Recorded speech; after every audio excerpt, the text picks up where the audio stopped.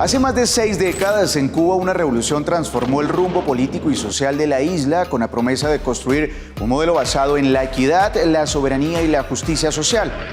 Hoy ese modelo enfrenta una de sus etapas más complejas, la combinación de una profunda crisis económica, apagones prolongados, escasez de alimentos y de medicinas y un creciente descontento social, el cual se expresa en protestas y cacerolazos todas las noches.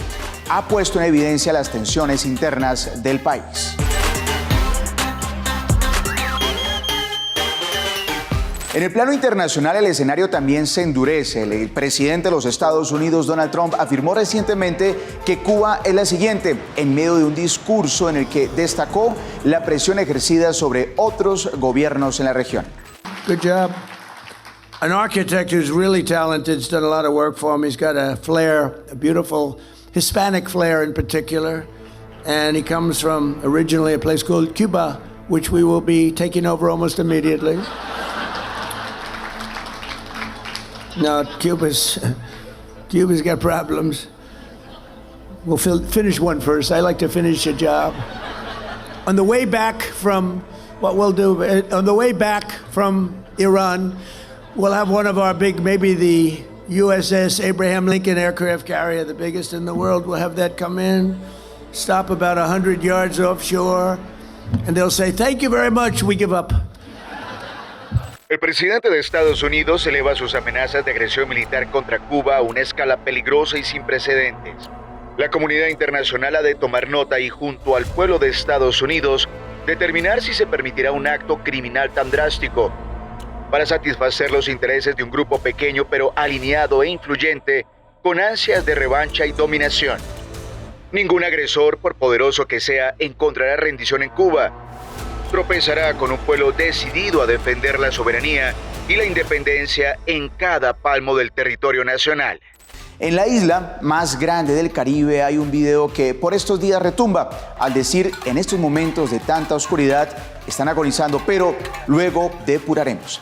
Acá les dejamos el protagonista. En la isla más hermosa del mundo, en estos momentos de tanta oscuridad, estamos agonizando, luego depuraremos. Y las heridas con el tiempo irán cicatrizando. Debemos estar unidos, no pierdan la fe ni la esperanza. Más que su vampiro, seré su ángel de luz. No dejen de confiar en mí.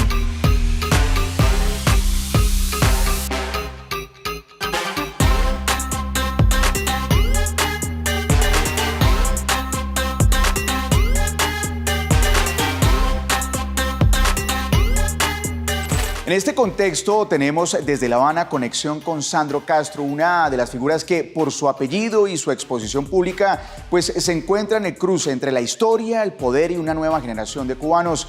Sandro, bienvenido a Red de Más Noticias. Muchísimas gracias, amigo, por esta invitación. Iniciemos con este primer bloque de preguntas. Hablemos sobre el joven emprendedor en medio de esta realidad social en un país con fuertes limitaciones económicas y también regulatorias como lo viven en Cuba. Se ha hablado de su faceta como empresario digital. Más allá del peso de su apellido, ¿considera que hoy es posible emprender en Cuba? ¿Es la igualdad de condiciones o existen barreras estructurales que lo dificulten? A ver, prácticamente existen demasiadas dificultades para emprender en Cuba debido a, como usted dijo en la introducción, al problema geopolítico y a la crisis que está viviendo en este momento mi país. Pero bueno, grandemente siempre nosotros, los cubanos, como decimos nosotros a lo cotidiano, a nuestro lenguaje, le ponemos mucha bomba, le ponemos mucho esfuerzo, mucho corazón y tratamos de salir siempre adelante. Luchamos por salir adelante, por sobrevivir y prácticamente, no hay que ponerle un monumento solamente a todos los emprendedores cubanos, sino a todos los cubanos, porque es bien duro como están las condiciones tratar de emprender. La crisis energética dificulta todo tipo de negocio. Entonces, más bien lo que uno trata de hacer es buscar soluciones prácticas ante estos problemas. Voy entendiendo, claro. Sandro, en cuanto a las publicaciones que hemos visto en sus redes sociales que muestran una imagen de bienestar, dicen algunos, y el consumo que contrasta con la crisis económica, los apagones, la escasez que enfrentan gran parte de la población, ¿Considera que esa exposición refleja una realidad distinta o que puede interpretarse como una desconexión frente a esa situación del país? Porque al leer los comentarios, cuando uno entra a las redes sociales, algunos de sus respuestas, pues de manera jocosa, también hay críticos allí. Sí, a ver, pero déjame entenderte un poco más porque creo que fuiste un poco rápido y fíjate que estoy yo pasivo para poder escucharte. Me dice, explícamelo un poco mejor. Me dices como hay comentarios hay muchísimos comentarios. La opinión de cada cual es libre, lógicamente, ¿no?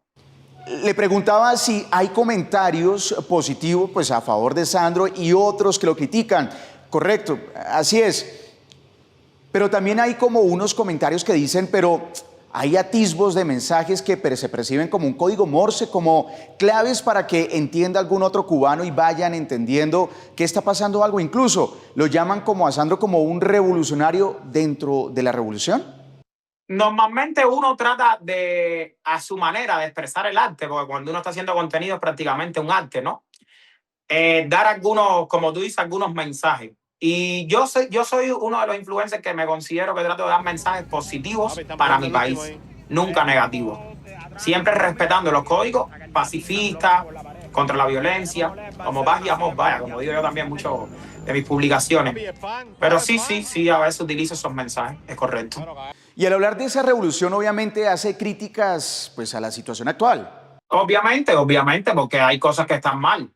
Hay cosas que están mal. A ver, yo como tal, no, mi contenido de influencer no es la política. Mi contenido de influencer es más como comediante, más de humor, un poco gótico con las cosas de vampiro, más cineasta. Pero bueno, siempre hay que hacer críticas sobre la actualidad. No se puede estar enajenado ante esos fenómenos. Es correcto. Y sí, de una forma u otra, de una manera también respetuosa, porque uno vive dentro de Cuba, hace ese modo de críticas.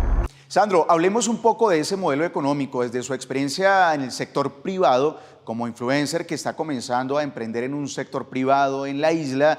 ¿Cree que hay mayor apertura económica y un fortalecimiento de ese mercado o son hoy una necesidad para que una Cuba considere que el modelo actual aún tiene un margen de sostenibilidad? Y se lo pregunto porque pues, hay comentarios al respecto. No, para nada. Es una necesidad de urgencia, hermano. De urgencia.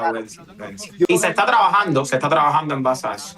Hace unos días escuchamos a Óscar Pérez Oliva Fraga, ministro del Comercio Exterior y la Inversión Extranjera, y quien también es uno de los herederos y pues sobrino, nieto de los Castro.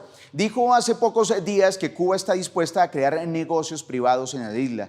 Sobre esto, ¿por qué es urgente e inminente este panorama?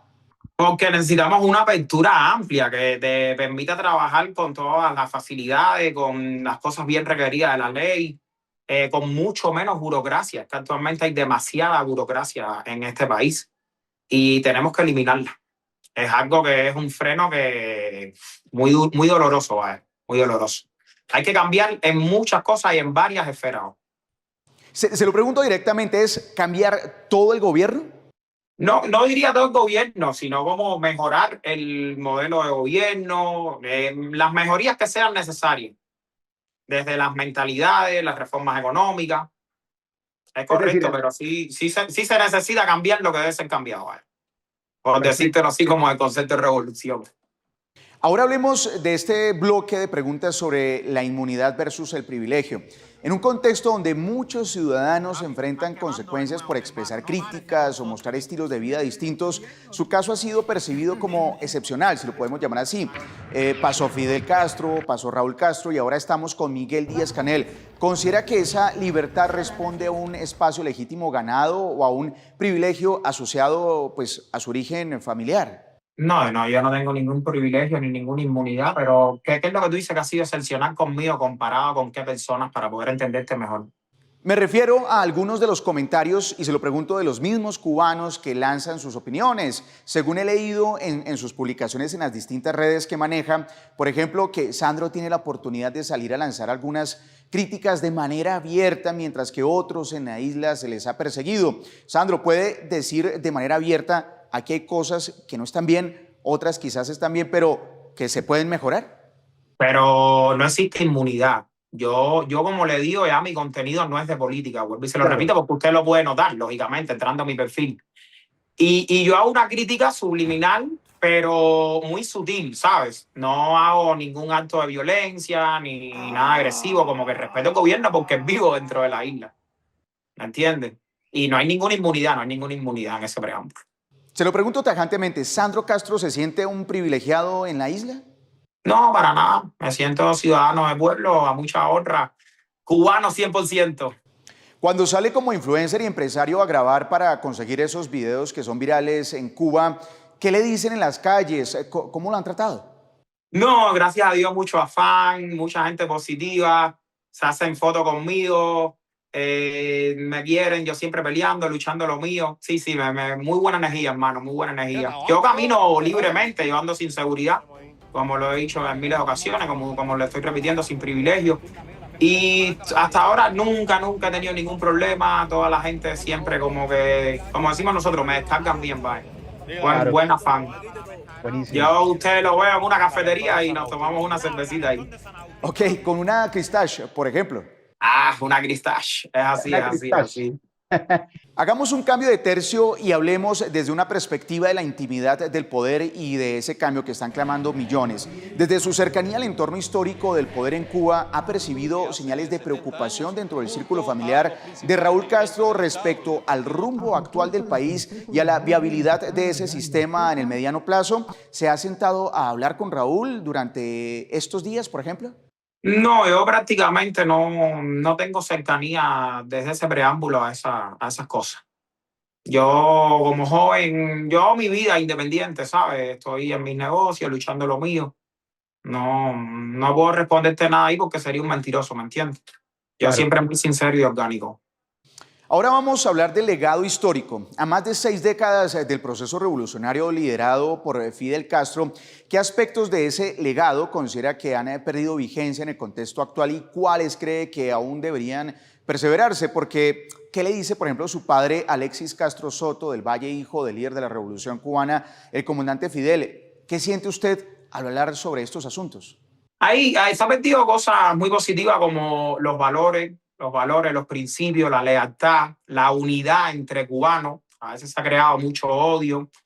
Y también muchas cosas como que la medicina no deja que sea un potencial, el deporte. Sí hay cosas de un legado que sí debieran, ¿sabes? Volverse a mantener, volverse a retomar. Pero bueno, estamos en momentos difíciles, como usted lo dijo al principio. Pero ya te digo, lo mío como tal no es la política, es fuerte a lo que yo me dedique, ¿me entiendes? Existe una percepción creciente que lo ubica como parte de esos cambios distantes de las dificultades cotidianas del ciudadano común. ¿Cómo responde a quienes lo señalan como un símbolo de una aristocracia revolucionaria desconectada de la realidad social? ¿O va tranquilo por La Habana? Yo voy tranquilo, exacto. También, a ver, la cuenta que hay muchos medios de prensa que difunden noticias que no son correctas, que son falsas. Y entonces también la gente puede sentirse confundida, como te digo, cada cual es libre de su opinión. Yo respeto eso. Yo te digo, soy una persona de pueblo, aquí vivo humildemente en mi apartamento, sufro apagones, sufro las mismas dificultades. Lógicamente hay muchísima gente que la sufre más fuerte, otros tratamos de sobrevivir un poco más. Pero bueno, ya te digo, como que no, alejado de eso que me estás diciendo. Como lo ha dicho, sé que no es su fuerte, pero hablemos de geopolítica y de esa presión internacional. En medio de un escenario cada vez más tenso, el presidente de los Estados Unidos, Donald Trump, afirmó recientemente que Cuba es la siguiente. Desde su perspectiva, ¿esa declaración debe interpretarse como una amenaza concreta o como parte de ese discurso político estadounidense? ¿Le preocupa? Sí, claro que preocupa, claro que preocupa. Y bueno, ahora mismo, a ver, hay mucha tensión, como usted estaba diciendo, porque hay mucha incertidumbre sobre todo también, ¿no? Y entonces es como que es un momento que hay que tener calma profundamente, hay que tener paciencia y como decimos, esperar qué pasa, qué sucede, pero sí todos deseamos que nunca haya una guerra, que nunca haya violencia, que las cosas sean pacíficamente. A la luz de lo ocurrido en países como en Venezuela, recordémoslo, el pasado 3 de enero, cuando hubo esa intervención y fue capturado Nicolás Maduro, quien se encuentra hoy detenido en una celda en Nueva York, donde la presión internacional ha tenido efectos significativos sobre el poder político, ¿considera que ese escenario representa una advertencia real para Cuba? Pues debe interpretarse como una amenaza concreta o no, ¿o qué espera que suceda? El gobierno cubano midió, como también lo midió Estados Unidos, que están dialogando, ¿no? Y yo pienso, Trump es una persona impredecible. Eso sí, yo pienso que lo hemos ido observando. Él a veces a lo mejor amenaza un día, después tiene otra opinión. Pero bueno, sí pienso que lo debieran tomar como una amenaza, pero no una amenaza de guerra, ¿sabes? Como que mientras existe un diálogo y existe una soberanía, alivia las tensiones hacia lo que no queremos en todo el mundo, no solamente en Cuba, ni en su país, ni en los demás, de que exista esta guerra y esta violencia. Es decir, Sandro, como un joven emprendedor que quiere que la empresa privada crezca en Cuba, que todos tengan una oportunidad, ¿cree que esos diálogos van a ir a un buen puerto a tan solo 90 millas que queda, ese poquito tramo que hay entre Cuba y Miami, que se pueda fortalecer un comercio, por ejemplo? La intención y la voluntad de nosotros es que vaya a un buen término, amigo. Es que sería el bienestar para los cubanos. Sandro Castro, ahora mismo hablemos del escenario interno considerando la crisis energética y por fortuna usted tiene un poquitico de luz para atendernos a esta hora. Quisiera preguntarle, cuando usted ve la escasez de recursos, alimentos, medicinas, y se lo pongo en este ejemplo, don Silverio me envía cada semana fotos y videos de zonas que están completamente destruidas, donde se caen edificios, hay gente que hace sus cacerolazos y el descontento social que se ha manifestado en protestas recientes. ¿Cree que Cuba se encuentra ante un riesgo real de colapso interno que no se puede levantar más? Siempre hay sus planes y siempre estamos luchando y optando por tratar de levantar. Hay un colapso real, pero no un colapso así como para siempre, ¿sabes? Creo que venía en camino embarcaciones rusas, está entrando combustible igual al sector privado, lo leí en empresas de Estados Unidos, están también las importaciones de los paneles, los EcoFlow, inversores, y obviamente que no vamos a dejar que pase un colapso. Vamos a luchar por levantar. Hablemos del futuro y de las decisiones personales. Ante un eventual escenario de cambio abrupto en el sistema político o económico del país, usted ya nos lo dijo, si es necesario que se lleven a cabo estos cambios. ¿Su proyecto de vida se mantiene en Cuba o contemplaría la posibilidad de establecerse fuera de la isla? En Cuba 100%. A mí me gusta estar en mi país, ya he sobrevivido, hemos lidiado con las dificultades, pero me gusta mi país. Ojalá un día, no sé si lo has visitado, ¿has venido a Cuba? Sí. Yo estuve ahí varias oportunidades cubriendo el proceso de paz del entonces gobierno del presidente Juan Manuel Santos. El clima, las personas, la magia, es bonita, hermano, es bonita. Lo que ahora estamos en un momento de tristeza porque tenemos todos estos problemas. Pero siempre quisiera estar en mi país.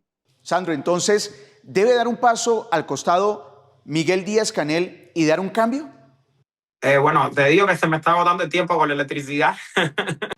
Ok. Porque era hasta las 9 de la noche, creo que el horario pico. Dime una última. Quiero que veamos unos segundos de un video que publicó el influencer y empresario digital Sandro Castro. Trump Tower Cuba. Me gusta eso. Me gusta. Entonces, así me lo acuerdo. ¿Qué tú quieres a cambio? Mansiones en Miami, hoteles. No, párate. Yo no quiero nada de eso. ¿Qué quieres? Yo quiero la libertad. Quiero la estatua de la libertad. Wow. ¿Sabes por qué? Porque yo quiero la paz. Esa estatua nunca me gustó. ¿Sabes qué te digo? Te la regalo. Entonces la pondré en mi malecón habanero. Fantástico.